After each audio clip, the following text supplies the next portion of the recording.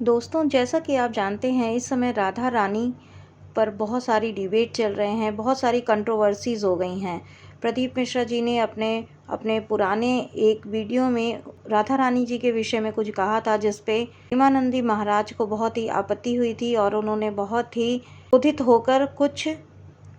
अपशब्द पंडित प्रदीप मिश्रा को कह दिया था। तो इसी पे बहुत ज़्यादा कंट्रोवर्सी हो रही है। तो चलिए जानते हैं आज के इस वीडियो में कि श्री देवकीनंदन ठाकुर जी का इस विषय पर क्या मत है, राधा विषय पर उनका क्या मत है। तो देवकीनंदन ठाकुर जी ने कहा कि उन्हें बहुत सारे मीडिया वालों का फ़ोन आ रहा है और वो उनसे कह रहे हैं कि आजकल ये जो सब्जेक्ट चल रहा है कि श्री सर्वेश्वरी श्री राधा रानी के लिए, तो इस पर आपका क्या वक्तव्य होना चाहिए, आप क्या इस विषय पर सोचते हैं, तो आप कृपा करके बताएं।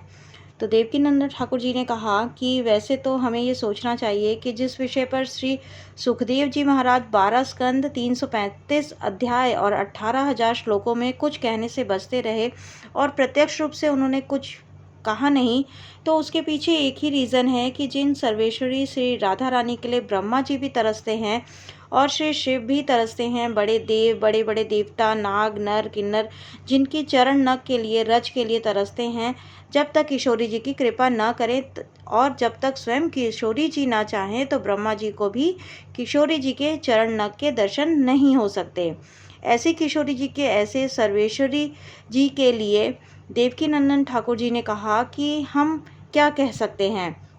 हमने ब्रज के संतों से सुना है कि कृष्ण में और राधा रानी में कोई भी भेद नहीं है, जैसे शरीर में और आत्मा में कोई भेद नहीं है। और संयोग से वह आज के युग की बात नहीं कह रहे हैं, सोशल मीडिया के इस युग की बात नहीं कह रहे हैं। उन्होंने कहा कि उन्होंने अपने बचपन में रासलीला की हुई है और उस रासलीला में बड़े बड़े विद्वानों के द्वारा वो लीला लिखी गई थी और बड़े बड़े विद्वान रसिक संत उस लीला का दर्शन करने आते थे। तो उस लीला में भी उन्हें यह अनुकरण करने का अवसर मिला कि यह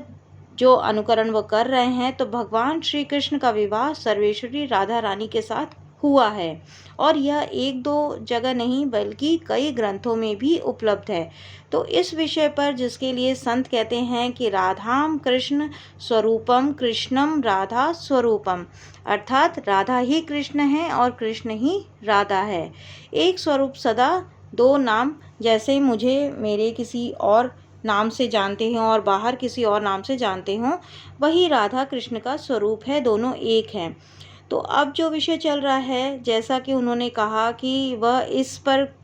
कोई आवश्यकता नहीं समझते कि वह इस पर कोई टिप्पणी करें, परंतु उन्होंने कहा कि हमारे शास्त्रों में और हमारे कल्चर में, सनातन कल्चर में शास्त्रार्थ करने का विषय है। अब अगर हमारे मन में कोई बात है और तो हम वह जाकर सामने बैठें, शास्त्रार्थ करें, परंतु डिबेट नहीं करना चाहिए। सर्वेश्वरी राधा रानी डिबेट का हिस्सा नहीं हो सकती हैं। उन्होंने कहा कि उन्होंने काफ़ी सारे लोगों ने डिबेट में बुलाया और कहा कि आप इसमें हिस्सा लें और सर्वेश्वरी राधा के विषय में आप कुछ कहें, परंतु उन्होंने कहा कि राधा का विषय मेरे हिसाब से डिबेट का विषय नहीं है। हाँ, हम सब बैठकर शास्त्रार्थ कर सकते हैं, परंतु इस विषय पे डिबेट नहीं होनी चाहिए। तो उन्होंने कहा कि मैं हाथ जोड़कर यही प्रार्थना करूंगा कि सर्वेश्वरी राधा रानी आज के माहौल को देखते हुए, सोशल मीडिया को देखते हुए और हमें सनातन के सम्मान के लिए, सनातन के आदर के लिए इसको टीवी डिबेट का हिस्सा नहीं बनाना चाहिए, बल्कि अपनी अपनी मति अनुसार सर्वेश्वरी से राधा रानी के विषय में जब सुखदेव जी नहीं बोल पाए, तो हम लोग क्या बोलेंगे, हमारी क्या मर्यादा, हम क्या बोल सकते हैं। क्योंकि यह एक इतना बड़ा तत्व है, सर्वेश्वरी राधा रानी का इतना बड़ा तत्व है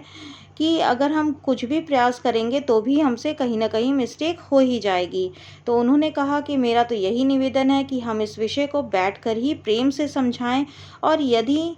हम आपसे आशा रखते हैं, मेरे लिए राधा रानी क्या है, तो मेरे लिए राधा रानी मेरे प्राण से भी ऊपर है। और उन्होंने ये कहा कि सर्वेश्वरी राधा रानी के